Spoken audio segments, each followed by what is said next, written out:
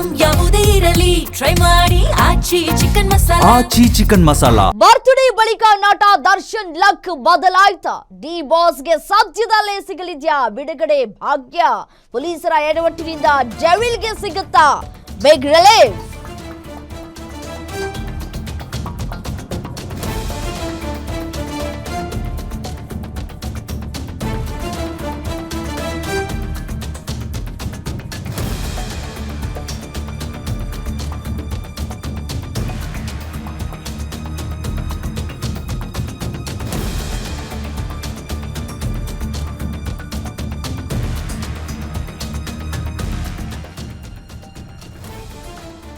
Birthday ಬಳಿಕ ನಟ ದರ್ಶನ್ ಅವರಿಗೆ ಲಕ್ ಬದಲಾಗುವಂತಹ ಸಾಧ್ಯತೆಗಳು ದಟ್ಟವಾಗಿ ಕಾಣಸಿಗ್ತಾ ಇದೆ. ಡಿ ಬಾಸ್ಗೆ ಸದ್ಯದಲ್ಲೇ ಸಿಗಲಿದ್ಯಾ ಬಿಡುಗಡೆಯ ಭಾಗ್ಯ?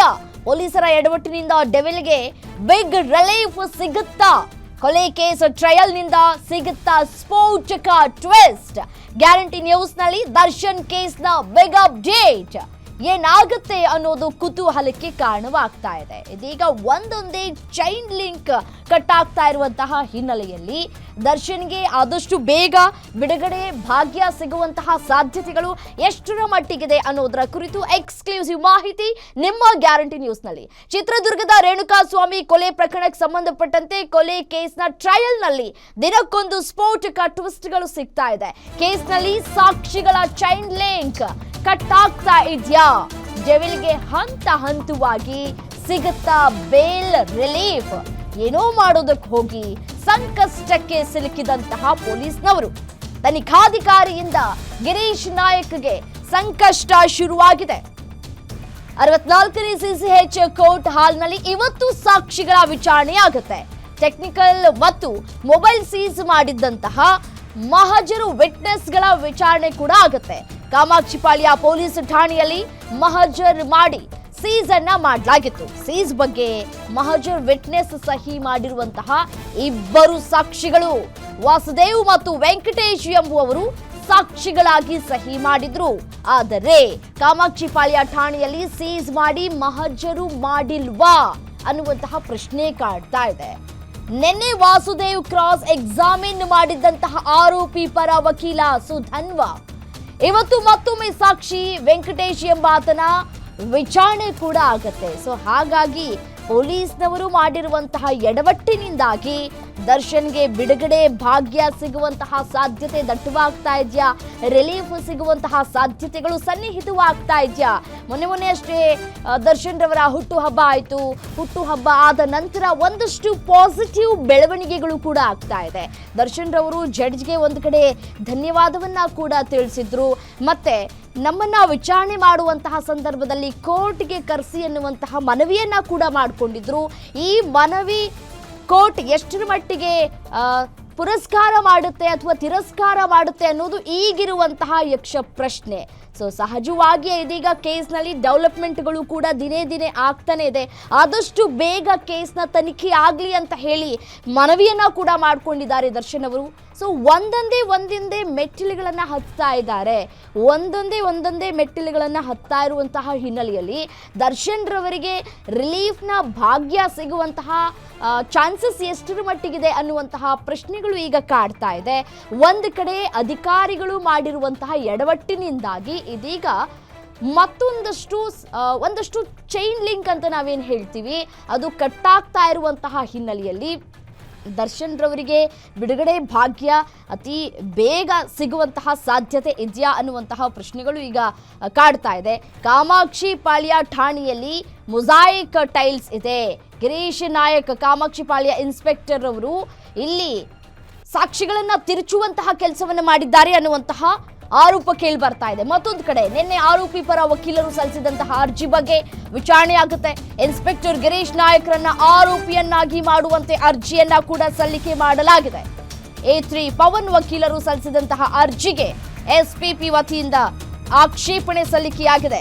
ಅರ್ಜಿ ಬಗ್ಗೆ ಎಸ್ಪಿಪಿ ಪ್ರಸನ್ನ ಕುಮಾರ್ರಿಂದ ಇವತ್ತು ಮಧ್ಯಾಹ್ನ ಉತ್ತರ 57ನೇ ಸಿಸಿಎಚ್ ಕೋರ್ಟ್ಗೆ ಪ್ರಾಸಿಕ್ಯೂಷನ್ ಪರ ಉತ್ತರ ಸಿಗತ್ತೆ. ಪ್ರಸನ್ನ ಕುಮಾರ್ ಅವರು ಕೂಡ ನೀಡಲಿಕ್ಕಿದ್ದಾರೆ. ಸೊ ಹಾಗಾಗಿ ಏನಾಗುತ್ತೆ, ಇವತ್ತಿನ ಡೆವಲಪ್ಮೆಂಟ್ಸ್ ನೋಡ್ಕೋಬೇಕಾಗತ್ತೆ. ಅದರ ಆಧಾರದ ಮೇಲೆ ಮುಂದಿನ ಹೆಜ್ಜೆಯನ್ನ ವಕೀಲರು ಇಡ್ಲಿಕ್ಕಿದ್ದಾರೆ. A3 ಪವನ್ ವಕೀಲರು ಸಲ್ಲಿಸಿದಂತಹ ಅರ್ಜಿಗೆ ಎಸ್ಪಿಪಿಯಿಂದ ಆಕ್ಷೇಪ ಆಗಿದೆ. ಅರ್ಜಿ ಬಗ್ಗೆ ಎಸ್ಪಿಪಿ ಪ್ರಸನ್ನ ಕುಮಾರ್ ಇಂದ ಇವತ್ತು ಮಧ್ಯಾಹ್ನ ಉತ್ತರ ಸಿಗುವಂತಹ ಸಾಧ್ಯತೆಗಳು ಕೂಡ ದಟ್ಟವಾಗಿದೆ. ಒಂದೊಂದೇ ಚೈನ್ ಲಿಂಕ್ ಕಟ್ ಆಗ್ತಾ ಇದೆ. ಬಿಡುಗಡೆ ಭಾಗ್ಯ ಅಥವಾ ರಿಲೀಫ್ ಭಾಗ್ಯ ಆದಷ್ಟು ಬೇಗ ಸಿಗುತ್ತಾ ದರ್ಶನ್ ರವರಿಗೆ ಅನ್ನುವಂತಹ ಕಾತುರದಿಂದ ಕಾಯ್ತಾ ಇದ್ದಾರೆ ಅವರ ಸೆಲೆಬ್ರಿಟೀಸ್ಗಳು. ಚಿತ್ರದುರ್ಗದ ರೇಣುಕಾಸ್ವಾಮಿ ಕೊಲೆ ಪ್ರಕರಣಕ್ಕೆ ಸಂಬಂಧಪಟ್ಟಂತೆ ಕೊಲೆ ಕೇಸ್ ಟ್ರಯಲ್ನಲ್ಲಿ ಇದೀಗ ದಿನಕ್ಕೊಂದು ತಿರುವುಗಳು ಕೂಡ ಸಿಗ್ತಾ ಇದೆ.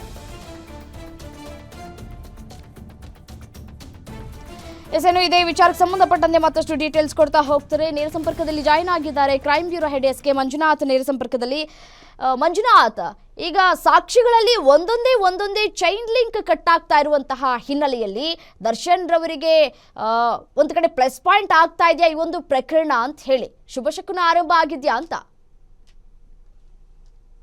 ರಮ್ಯ, ಇಲ್ಲಿ ಗಮನಿಸಬಹುದು, ಯಾವುದೇ ಕೇಸನ್ನ ಪೊಲೀಸರು ಎಷ್ಟೇ ಸೂಕ್ಷ್ಮವಾಗಿ ಆರೋಪಿಗಳ ವಿರುದ್ಧವಾಗಿ ಪ್ರಬಲ ಸಾಕ್ಷಿಗಳನ್ನ ಸಂಗ್ರಹ ಮಾಡಿದ್ರು ಸಹ ಎಲ್ಲೋ ಒಂದ್ ಕಡೆ ಲೂಸ್ ಪೋಲ್ಸ್ ಬಿಟ್ಟಿರ್ತಾರೆ ಅನ್ನೋದಕ್ಕೆ ಈ ಒಂದು ಪ್ರಕರಣವೇ ಸಾಕ್ಷಿ ಆಗುತ್ತೆ.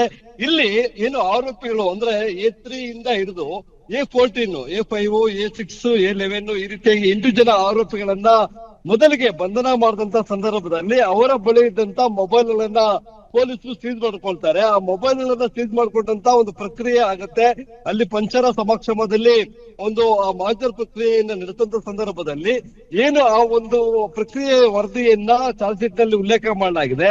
ಆ ಸಂಬಂಧಪಟ್ಟಂತೆ ನಿನ್ನೆ ಈ ರೇಣುಕಾಸ್ವಾಮಿ ಕೊಲೆ ಪ್ರಕರಣದ A3 ಆರೋಪಿಯಾದಂತ ಪುಟ್ಟಸ್ವಾಮಿ ಅವರ ಪರ ವಕೀಲರಾದಂತ ಸುಧನ್ ಅವರು ವಿಚಾರಣೆಯನ್ನ ನಡೆಸಿದ್ರು. ಇಲ್ಲಿ ಏನು ಟ್ರಯಲ್ ನಡೀತಾ ಇದೆ, ಸಾಕ್ಷಿಗಳ ವಿಚಾರಣೆ ನಡೀತಕ್ಕಂಥ ಸಂದರ್ಭದಲ್ಲಿ ಪೊಲೀಸರು ಕೋರ್ಟ್ಗೆ ಸಲ್ಲಿಸಿರ್ತಕ್ಕಂಥ ಸುಮಾರು 4,000 ಪುಟಗಳ ಚಾರ್ಜ್ ಶೀಟ್ ನಲ್ಲಿ ಅವರವರ ಪರ ಆರೋಪಿಗಳೇನಿದ್ದಾರೆ ಅವರ ಪರ ವಕೀಲರು ಅವರ ಕಕ್ಷಿದಾರರನ್ನು ಯಾವ ರೀತಿಯಾಗಿ ಈ ಕೇಸಿಂದ ತಪ್ಪಿಸಬಹುದು ಅಂತಕ್ಕಂತ ಒಂದು ನಿಟ್ಟಿನಲ್ಲಿ ಸೂಕ್ಷ್ಮವಾಗಿ ಪರಿಶೀಲನೆ ಮಾಡಿದಾಗ ಪೊಲೀಸರ ಒಂದು ಎಡವಟ್ಟು ಅಲ್ಲಿ ಪತ್ತೆಯಾಗಿದೆ. ಅದು 8 ಜನ ಆರೋಪಿಗಳನ್ನ ಫೋನ್ ಅನ್ನ ವಶಪಡಿಸಿಕೊಳ್ತಕ್ಕಂಥ ಇನ್ಸ್ಪೆಕ್ಟರ್ ಗಿರೀಶ್ ನಾಯಕ್ ಅವರು ಸ್ಥಳ ಮಹಜರು ಮಾಡಿದಂತ ಸಂದರ್ಭದಲ್ಲಿ ಅದನ್ನು ಉಲ್ಲೇಖ ಮಾಡಿರ್ತಕ್ಕಂಥದ್ದು ಕಾಮಾಕ್ಷಿ ಪಾಳ್ಯ ಪೊಲೀಸ್ ಠಾಣೆಯಲ್ಲಿ ಅಂತ ಉಲ್ಲೇಖ ಮಾಡಲಾಗಿದೆ. ಆದ್ರೆ ಕಾಮಾಕ್ಷಿ ಪಾಳ್ಯ ಪೊಲೀಸ್ ಠಾಣೆಯಲ್ಲಿ ಇರ್ತಕ್ಕಂಥದ್ದು ಏನು ಮೊಸಾಯಿಕ್ ಟೈಲ್ ಇದಾವೆ, ಆದ್ರೆ ಆರೋಪಿಗಳು ನಿಂತಿರ್ತಕ್ಕಂಥ ಒಂದು ಫೋಟೋದಲ್ಲಿ ವಿಟ್ರಿಫೈಡ್ ಟೈಲ್ಸ್ ಇರ್ತಕ್ಕಂಥದ್ದು. ಹಾಗಾಗಿ ಇನ್ಸ್ಪೆಕ್ಟರ್ ವಿರುದ್ಧ ಗಂಭೀರವಾದಂತ ಆರೋಪವನ್ನ ಮಾಡಿದ್ದಾರೆ. ಆರೋಪಿಗಳ ವಿರುದ್ಧ ಸುಳ್ಳು ಸಾಕ್ಷಿಗಳನ್ನ ಇವರು ಸೃಷ್ಟಿ ಮಾಡಿದ್ದಾರೆ, ನಿಜವಾದ ಸಾಕ್ಷಿಗಳನ್ನ ಇವರು ನಾಶ ಮಾಡಿದ್ದಾರೆ. ಹೀಗಾಗಿ ಇನ್ಸ್ಪೆಕ್ಟರ್ ಗಿರೀಶ್ ನಾಯಕ್ ಅವರನ್ನ ವಿಚಾರಣೆಗೊಳಿಸಬೇಕು, ಜೊತೆಗೆ ಅವರನ್ನ ಈ ಪ್ರಕರಣದಲ್ಲಿ 18ನೇ ಆರೋಪಿಯನ್ನಾಗಿ ಮಾಡಬೇಕು ಅಂತಕ್ಕಂಥ ಒಂದು ಮನವಿಯನ್ನ ನಿನ್ನೆ ಕೋರ್ಟ್ಗೆ ಸಲ್ಲಿಸಿರ್ತಕ್ಕಂಥದ್ದು. ಆ ಸಂಬಂಧಪಟ್ಟಂತೆ ಇವತ್ತು 51ನೇ ಸಿಸಿಎಚ್ ನ್ಯಾಯಾಲಯದಲ್ಲಿ ಅರ್ಜಿ ವಿಚಾರಣೆ ಇದೆ. ಅದಕ್ಕೆ ಸಂಬಂಧಪಟ್ಟಂತೆ ಎಸ್ಪಿಪಿ ಪ್ರಸನ್ನ ಕುಮಾರ್ ಅವರು ಒಂದು ಉತ್ತರವನ್ನ, ಯಾಕೆಂತಂದ್ರೆ ಕಾಮಾಕ್ಷಿ ಪಾಳ್ಯ ಪೊಲೀಸ್ ಠಾಣೆಯಲ್ಲಿ ಈ ಒಂದು ಕೇಸ್ ದಾಖಲಾಗಿದ್ರು. ಎಲ್ಲಾ ಆರೋಪಿಗಳನ್ನ ಬಂಧಿಸಿ ವಿಚಾರಣೆಗೊಳಪಡಿಸಿದ್ದು ಅನ್ನಪೂರ್ಣೇಶ್ವರಿ ನಗರ ಪೊಲೀಸ್ ಠಾಣೆಯಲ್ಲಿ.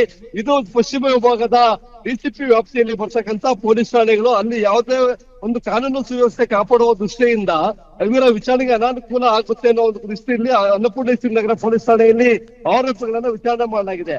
ಅಲ್ಲಿ ಮಾಡಿರ್ತಕ್ಕಂತ ವಿಚಾರಣೆ ಮಹಜರು ಪ್ರಕ್ರಿಯೆಯನ್ನ ಇವರು ಕಾಮಾಕ್ಷಿ ಪಾಳ್ಯ ಪೊಲೀಸ್ ಠಾಣೆ ಅಂತ ತೋರಿಸಿದ್ದಾರೆ.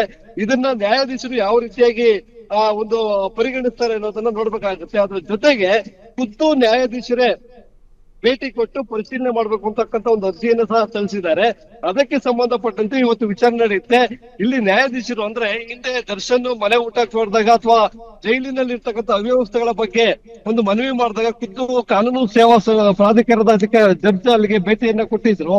ಅದೇ ರೀತಿಯಾಗಿ ಇಲ್ಲಿ ಈ ವಕೀಲರ ಮನವಿಯಂತೆ ಕಾನೂನು ಸೇವಾ ಪ್ರಾಧಿಕಾರದ ಜಡ್ಜ್ ಕಾಮಾಕ್ಷಿ ಪಾಳ್ಯ ಪೊಲೀಸ್ ಠಾಣೆಗೆ ಭೇಟಿ ಕೊಟ್ಟು ವಾಸ್ತವ ಅಂದ್ರೆ ಮಜಾರು ಮಾಡಿದಂತ ಸ್ಥಳ ಯಾವುದು, ಇವರೇನು ಸುಳ್ಳು ದಾಖಲೆಗಳನ್ನ ಸೃಷ್ಟಿ ಮಾಡಿದಾರ, ಸುಳ್ಳು ಸಾಕ್ಷಿಗಳನ್ನ ಸೃಷ್ಟಿ ಮಾಡಿದಾರ ಅನ್ನೋದ್ರ ಬಗ್ಗೆ ಒಂದು ಪರಿಶೀಲನೆ ಮಾಡೋದಕ್ಕೆ ಇವತ್ತು ನಡೆಸಿದ ವಿಚಾರಣೆಯಲ್ಲಿ ತೀರ್ಮಾನ ಕೈಗೊಂಡಿದ್ದಾರೆ. ರಮ್ಯಾ, ರೈಟ್, ಥ್ಯಾಂಕ್ ಯು ಡೀಟೇಲ್ಸ್ಗೆ. ಸಾಕ್ಷಿ ವೆಂಕಟೇಶ್ ವಿಚಾರಣೆಯಲ್ಲಿ ಇವತ್ತು ಯಾವ ರೀತಿಯಾದಂತಹ ಅಂಶಗಳು ಹೊರಬರುತ್ತೆ ಅನ್ನೋದ್ರ ಮೇಲೆ ಎಲ್ಲವೂ ಡಿಪೆಂಡ್ ಆಗಿದೆ. ನಿಮ್ಮೂರಿನಿಂದ ವಿಶ್ವ ಮಟ್ಟದವರೆಗೆ ರಾಜಕೀಯ, ಸಿನಿಮಾ, ಸ್ಪೋರ್ಟ್ಸ್ ಯಾವ ಸುದ್ದಿಯೂ ಮಿಸ್ ಆಗಲ್ಲ. ಬರೀ ಸುದ್ದಿಯಷ್ಟೇ ಅಲ್ಲ, ಜೊತೆಯಲ್ಲೇ ಇರುತ್ತೆ ವಿಶ್ಲೇಷಣೆ. ಗ್ಯಾರಂಟಿ ನ್ಯೂಸ್ ನ ಸಬ್ಸ್ಕ್ರೈಬ್ ಮಾಡಿ, ಫಾಲೋ ಮಾಡಿ, ಕ್ಷಣ ಕ್ಷಣದ ಅಪ್ಡೇಟ್ಸ್ ಪಡೆಯಿರಿ.